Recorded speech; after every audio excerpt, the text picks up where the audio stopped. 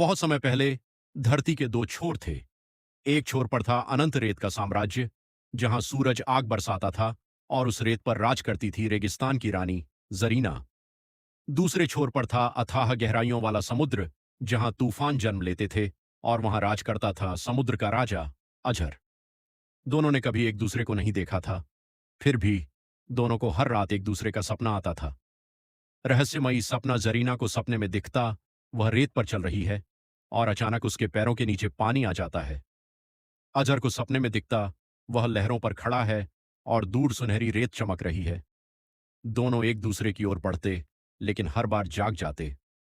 श्राप का सच रेगिस्तान के सबसे बुजुर्ग साधु ने जरीना को बताया, तुम और समुद्र का राजा एक ही आत्मा के दो हिस्से हो, लेकिन देवताओं ने तुम दोनों को अलग कर दिया था, क्योंकि अगर रेत और समुद्र मिल गए, दुनिया बदल जाएगी।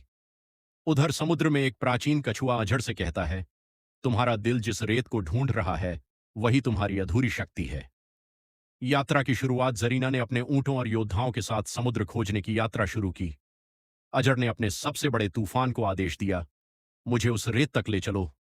जब रेत और लहरें मिली एक रात, रेत का तूफान और समुद्र का तूफान टकराए, धरती कांपी, आसमान लाल हो गया और उसी जगह जहां रेत खत्म होती थी और समुद्र शुरू, जरीना और अजर आमने सामने थे। पहली बार देवताओं का हस्तक्षेप, आकाश से आवाज आई, अगर तुम दोनों मिले तो नई दुनिया बनेगी, पुरानी दुनिया खत्म हो जाएगी।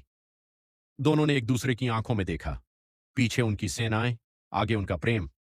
बलिदान जरीना ने अपना मुकुट रेत में गाड़ दिया, अजर ने अपना त्रिशूल समुद्र में फेंक दिया।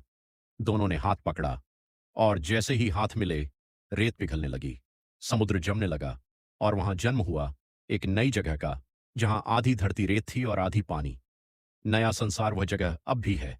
कहते हैं उसे लोग मृग तृष्णा का द्वीप कहते हैं, जहां सूरज ढलते समय रेत में लहरें दिखती हैं और पानी में रेत। और आज भी अगर कोई वहां खड़ा हो, उसे दो परछाइयां दिखती हैं, एक रानी, एक राजा, जो कभी अलग नहीं हुए।